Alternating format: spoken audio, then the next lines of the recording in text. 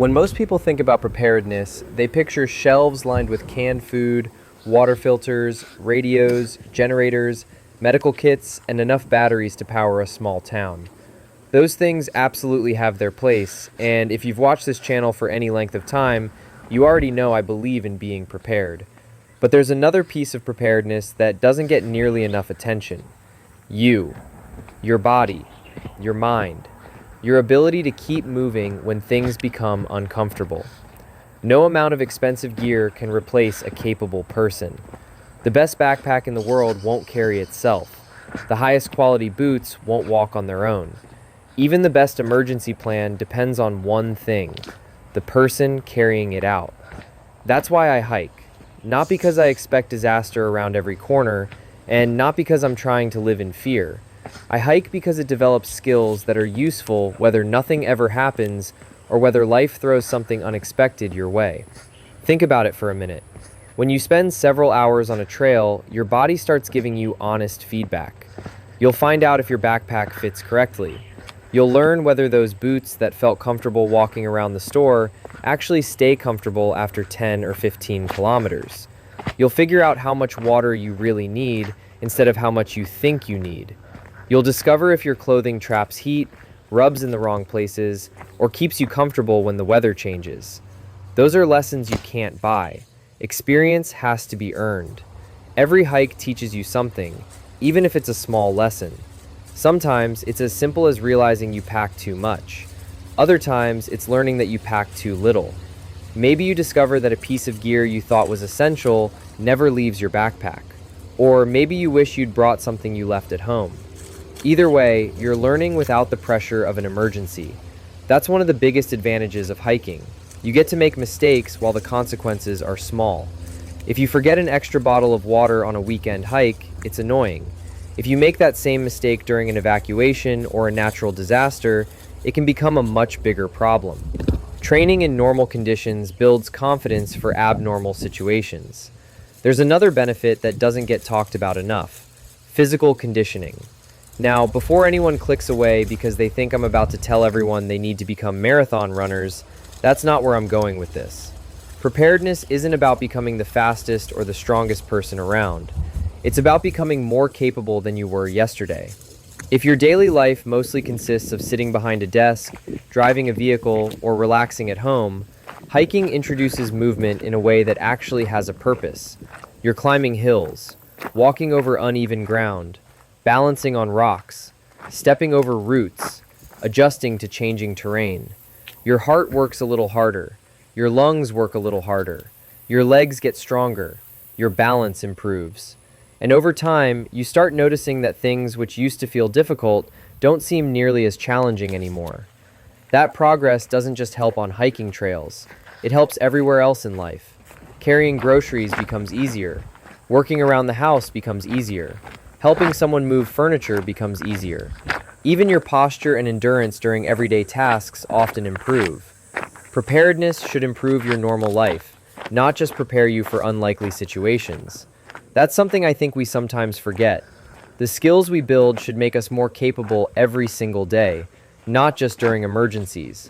And hiking is one of the simplest, least expensive ways to start building those skills. Most communities have parks. Many have nature preserves. Some have forests, state parks, or public trails. You don't need thousands of dollars worth of equipment. You don't need military gear.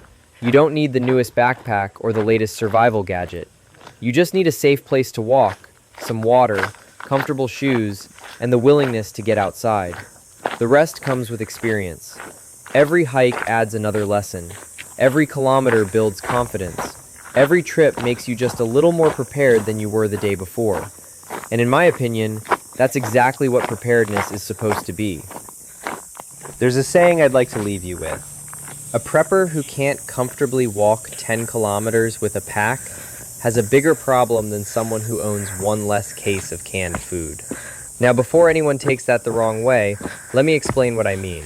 I'm not saying food storage isn't important. It absolutely is. I'm not saying water filtration, medical supplies, radios, or emergency equipment don't matter. They do. Every one of those things has a place in a well-rounded preparedness plan. What I am saying is that all of those tools depend on one thing: you. You're the one carrying the backpack. You're the one making decisions when you're tired. You're the one who has to keep moving when conditions aren't ideal. If your body gives out after a few kilometers, if your feet are covered in blisters because you've never actually worn your boots outside of the house, or if carrying a basic pack completely exhausts you, then it doesn't matter how expensive the gear inside that pack is. The equipment didn't fail, the preparation did. That's one of the reasons I believe hiking is such an important preparedness activity. It tests you in a controlled environment. You learn what your body is capable of. You learn where your limits are. And maybe more importantly, you learn that those limits can move. The first hike might leave you sore for a couple of days. The second one is a little easier. A month later, you're walking farther than you ever thought you could. A hill that once forced you to stop and catch your breath becomes just another part of the trail. That's progress. And preparedness is all about making progress. You don't have to become an elite athlete. You don't have to run marathons. You don't have to spend every weekend climbing mountains. You simply have to be a little more capable than you were yesterday. If you can walk a little farther this month than you could last month, that's progress. If you recover faster after a long day outside, that's progress.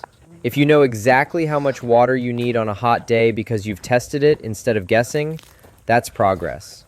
Those are real skills. They can't be bought with a credit card. They have to be earned, one step at a time. There's another thing hiking teaches that often gets overlooked: humility.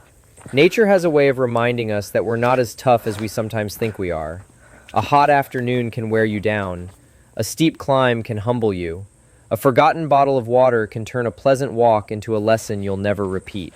But that's exactly why it's valuable. You're learning those lessons when the stakes are low. You're discovering your weaknesses before life discovers them for you. That's not failure. That's training.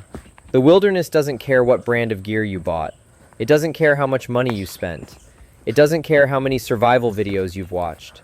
It only cares whether you're capable of using the equipment you brought with you.